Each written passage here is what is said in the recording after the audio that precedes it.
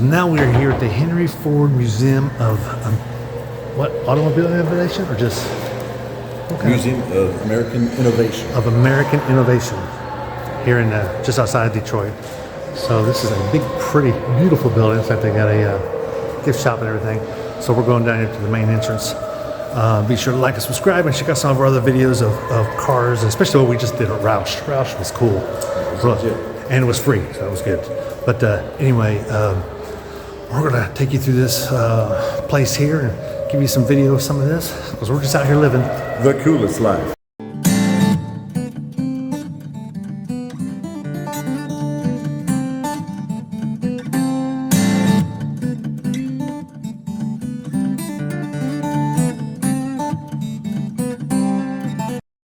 Well, we are inside. This is the main entrance there. Ooh, look, an airplane.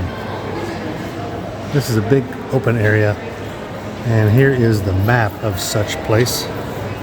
We're in the big round rotunda area there. We're going to take a right and go through the transportation area, because being a car buff, and Shane is too, we're going to go check out some of this. Looks like a limousine, presidential limousine. It is a presidential limousine. Actually, Ronald Reagan's presidential limousine. Nice. Presidential seal and everything on it. The Reagan car, 1972 Lincoln. How about that?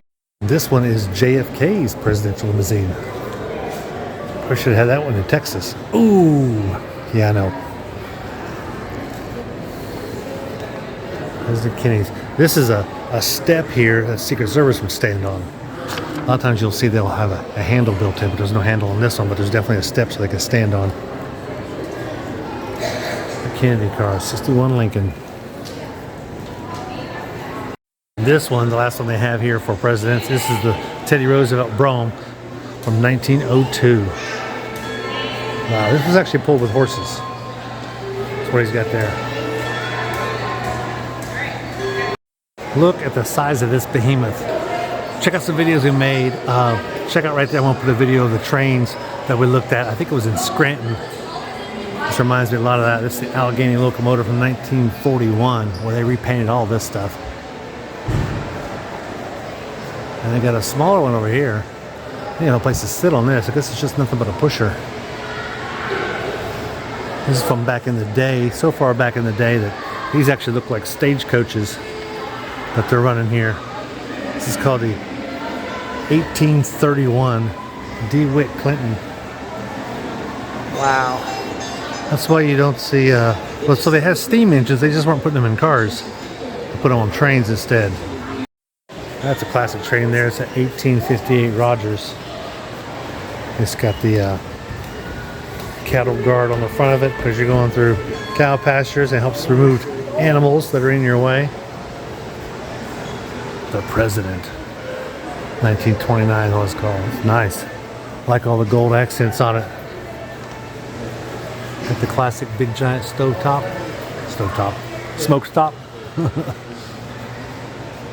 And you got real wood in it. Nice. Well, I was almost done with trains and I saw this big snowplow. It's the one they put on the front of trains to clear off snow from the tracks. That's cool. That's cool. More cars that way. Back here were huge. These are some big cars. This is a 1931 Duesenberg, and that's the Bugatti Type 41 Royale from 1931. This is where they got the term, because the cars were so big, they'd say, boy, that's a big one. Then they'd say, boy, that's a doozy. That's where that term comes from, is the Duesenberg. So this 1899 Dure Trap, and it had a motor, electric motor, or should I say gas motor in the back. There's your accelerator there. And there's the steering wheel, the big stick coming out of the center. Single front tire. Interesting. I think we saw one of those in the other. So this is a Stevens Drury Model U limousine. Studebaker? I think Studebaker made this one. Hey, check up here. I'm going to put a link to the Studebaker Museum that we went to in Elkhart, Indiana. Check out that one. Model U limousine. That's cool. It's huge too. It's a good size. The top of it's probably It's at least, I'd say it's 7.5 feet to 8 feet tall. 1913 Scripps Booth rocket. Huh, it's like a motorcycle engine. Check out that belt. It's like the original belt. It's about to come loose. Belt drive. Steer from the back. Passenger in the front. Check it out. Warrior concept car from 1974. That's an ugly dude. Almost looks like a moon buggy. This one is an RV. It's a 1975 FMC motorhome. There's a magazine called FMC that they try to get RVers to buy. This one here is called On the Road with CBS. It's actually got a sticker on the side.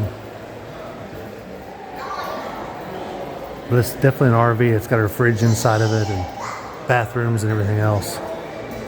Don't see those every day. Doors on the side.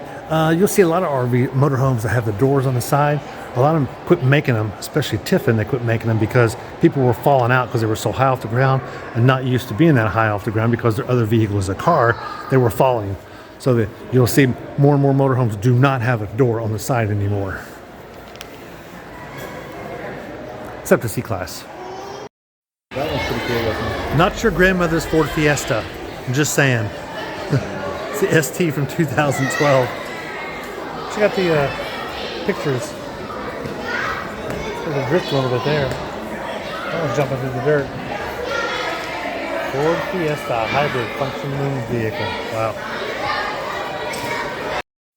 So this car held the land speed record for 25 years. It did in 1965. Went 409 miles an hour. The race is on a salt flats, which is about 46 square miles, but you get 10 miles of nothing but straight, flat ground. And very little wind out there, so you had little wind resistance. That's what they drove. Oh, this thing is like, I want to say it's probably 30 feet long. It's massive. Another famous race is Pikes Peak. This is one of the ones that actually went up Pikes Peak. There the guy is sitting in it, and Jim Clark wins the Indianapolis 500, 1965, in this car. I love it because, again, you know, this is not a replica. This is the car that did this. This is the one he's actually standing in right there. It's been repainted a little bit, but, you know, it's pretty much original other than that.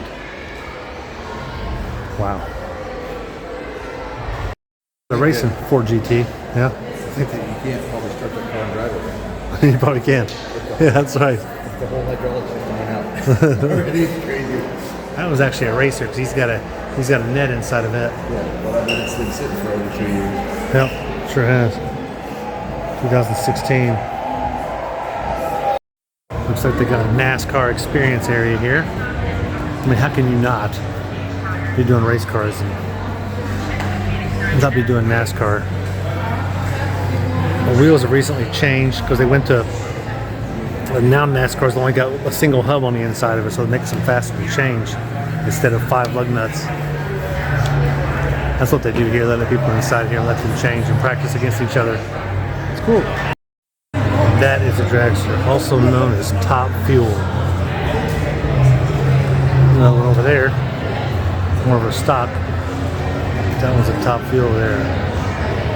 That's a 1989. Racing quarter mile, less than 5 seconds. They're consistently less than 5 seconds all the time. 5-second car. Wow. They're cool.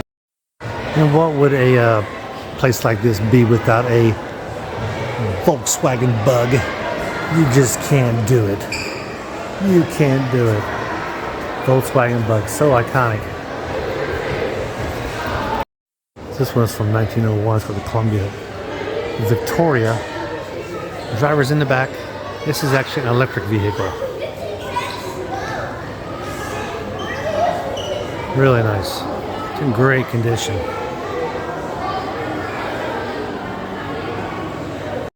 I'm in here. I'm feeling a little hungry and I don't know why.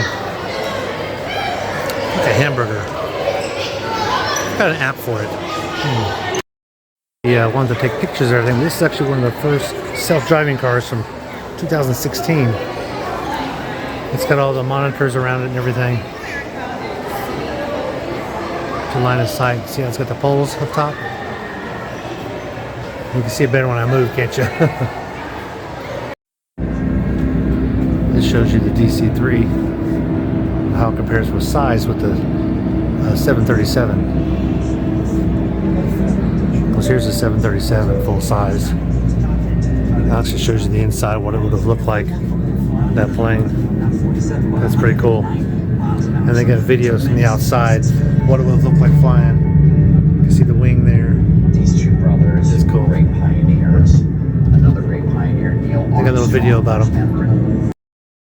And I love the 30s. Oh, those cars are cool. This is right in front of an aircraft. Coast to coast in 48 hours. Wow. Of course, how can you have any kind of innovation of air if you don't put the Wright brothers 1903 flyer in here as the first one? Of course, the second ones they would actually sit up here, but the earlier ones, the first one they laid down on. It's called the Wright Flyer. I've seen these made out of aluminum. I think the one at Maxwell Air Force Base has actually got one that's actually made out of all aluminum. Everything is aluminum. So you walk out of one area and you find another and you see ornaments for Christmas trees. But most of them are not cars. They're like everything but cars. It's kind of strange they'd have a huge display like this for Christmas tree ornaments. So yeah, I guess it's just some innovations in movie projection systems. That's what they have in here. This is different. Because we talked about megapixels and stuff, so it's innovation. This is different, not just a place for cars and planes. This house insured by Smith & Wesson. Nice handguns. These are Colt. 1860, those two revolver. See these on those Western shows. Wild West. American handguns. Nice. Well, you don't see these every day. Heating stoves. Just shows how you see some every now and then, but you never see a group together. Actually got some lamps across the top too. Dang, look at the size of this one. This was almost 5 feet tall. Lots of heat with a bunch of old cans to put that one together. That tells you a little bit about some of them, what year they were. I had to show you this. This is a painting made in 1945. This is an oil painting. This is supposed to be the basically telling Thomas Alva Edison how happy they were about him. It was a tribute to him is what it was. Leaders of industry, of science, literature, and art. But just look at the detail. That's him standing there. But I like it just because it's a freaking oil painting. I mean, this is crazy. It's huge too. From top to bottom is about 7 feet. From right to left is about 12 feet. It's an amazing piece of painting. I mean, it's crazy how big it is. Wow. Well, I know this video is kind of long, so I'm going to close it out. This place is huge. They've got innovations in furniture, machinery such as combines for farms, gallery and art over there. This is a big place. Yeah, it's $30 to get in, but man, there's a lot to see here. Let me tell you, I could probably spend another hour. Oh, look, they got a Wienermobile. See it right there? It's one of those Oscar Mayer Wienermobiles. But be sure to like and subscribe, and send this to your friends who might be interested in coming out to Detroit and decide if they want to go to this place or not. I would highly recommend it. Yes. In fact, if I had known what I know now, we probably would have got here at 9 o'clock when they open, and then the Roush Museum later in the day. But we'll let you go, and I need to get back out here living the coolest life. Automotive Innovation Edition.